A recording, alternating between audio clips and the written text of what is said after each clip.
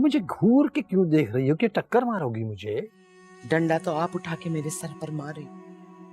बहुत बुरी लगती हो ना, हक सच बात जो कर देती हूँ। देखो शाहनाम, अब अल्लाह की मखलूक का दिल दुखाना बहुत बुरी बात है।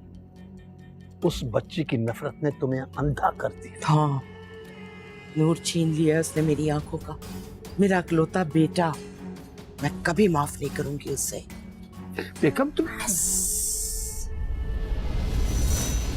बस।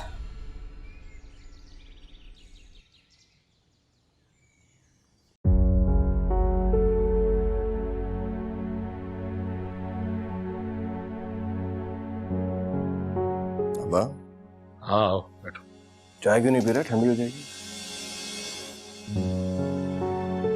फिजा से बात हुई तुम्हारी? ठीक है वो?